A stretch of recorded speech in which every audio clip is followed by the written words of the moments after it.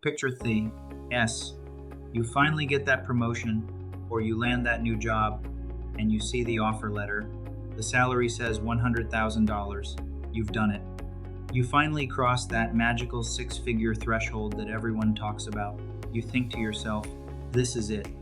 I'm finally going to stop stressing about grocery prices. I can actually take a vacation, and I'll be maxing out my investment accounts without breaking a sweat. So you sign the offer, you celebrate, you tell your parents, but 6 months later, you're sitting on your couch at 11 p.m., looking at your banking app, and your stomach completely drops. You have $1,200 in your checking account, payday isn't for another week, and you somehow feel just as broke as you did when you were making $60,000. And you start to wonder, am I terrible with money? Where's it all going? Am I doing something fundamentally wrong? Spoiler alert, it's not you, it's the math, and the math is absolutely brutal. My name is Harry, and today we're going to break down why making $100,000 a year has secretly become the ultimate middle-class trap. We are going to look at the exact mathematics of why six figures is essentially the new $50,000, and more importantly, how you can actually escape this trap before it eats the next decade of your wealth-building potential. If you want to understand what's actually happening to your paycheck instead of just feeling guilty about buying a latte, make sure to hit subscribe and give this video a thumbs up. Let's start with the grand illusion of the six-figure salary. Society has universally agreed that $100,000 means you are rich, or at least highly comfortable. But society is terrible at math and completely ignores the silent wealth killers that immediately attack that number before you ever see a dime of it. Let's break down and the real numbers, because this is where the fantasy dies. When you make $100,000, your monthly gross income is roughly $8,333. Sounds incredible, right? But then the IRS shows up. If you live in a state with income tax, which most of us do, you're getting hit with federal taxes, state taxes, and FICA, Social Security, and Medicare. That instantly shaves off about 28% to 30% of your income. So right out of the gate, your $8,333 is magically reduced to about $6,000 in actual take-home pay.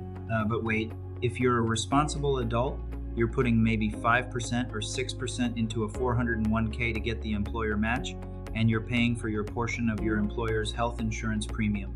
By the time that direct deposit actually hits your checking account, you are looking at roughly $5,400 a month. Let me repeat that, because the psychological gap here is what ruins people. You have a $100,000 lifestyle expectation in your head, but you only have $5,400 a month in reality. And here's where the trap springs shut. Because you make six figures, society tells you that you should upgrade your life. You can't be making $100K and living with 3 roommates in a rundown apartment, right? So you get your own place.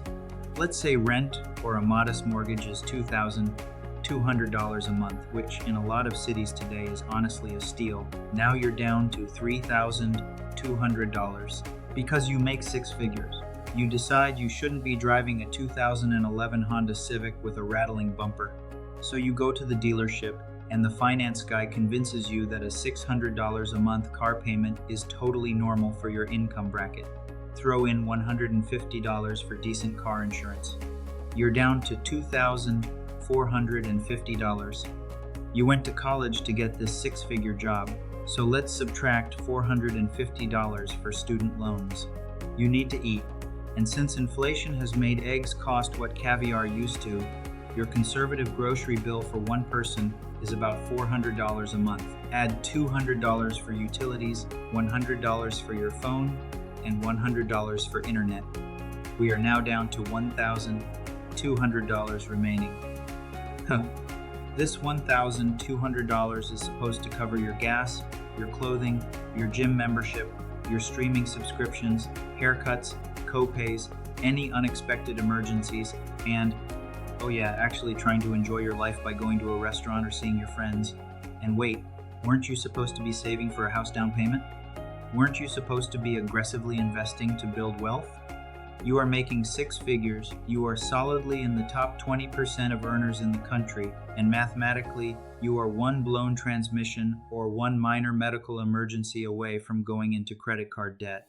This isn't an opinion, this is just the brutal reality of the 2026 economy. But here is the part that will actually make you angry. The psychological trap of making $100,000 is infinitely worse than the mathematical trap.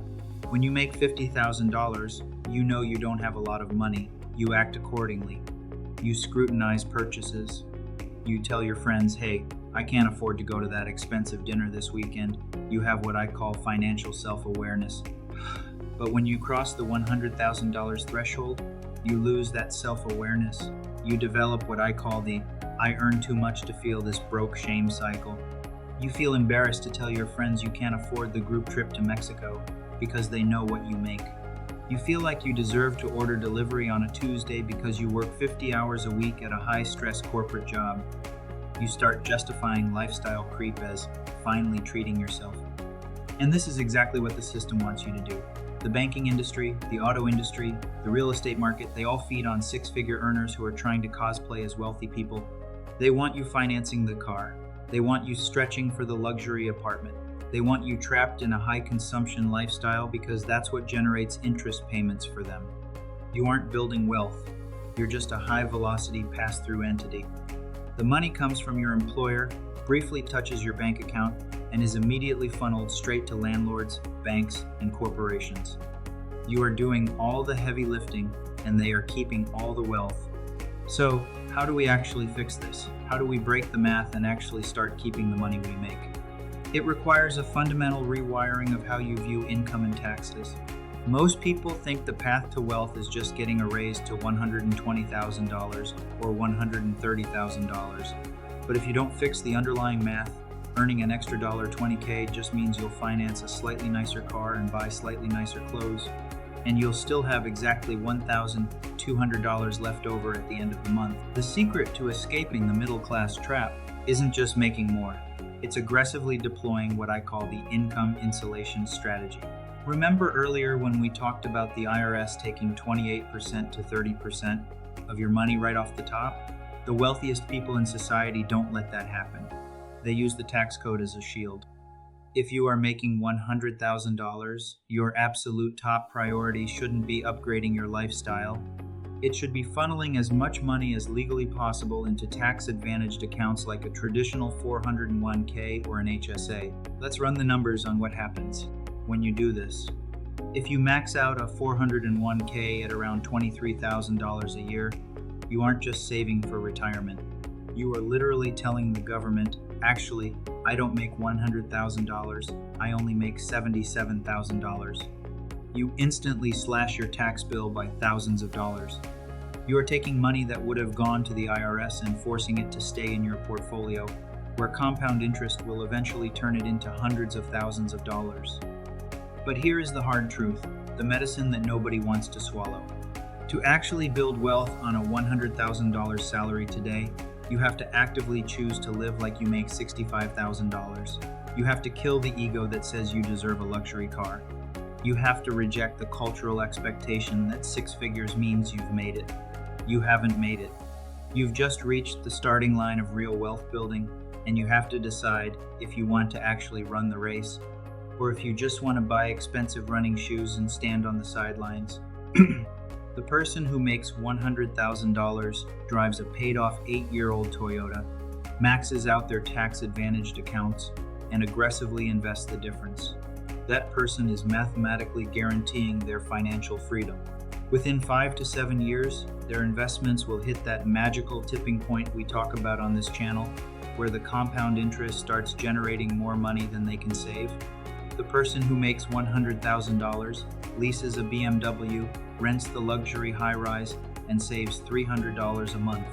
That person is mathematically guaranteeing that they will be working until they are 70 years old, terrified of every single corporate layoff cycle. Making $100,000 a year is an incredible achievement. You should be proud of it, but do not let the number fool you into playing a game you cannot win. Stop treating your income as a license to consume and start treating it as capital to deploy. The math doesn't care about your feelings, and it doesn't care about the societal expectations of your job title. The only thing the math respects is the gap between what you earn and what you spend, and what you do with the difference.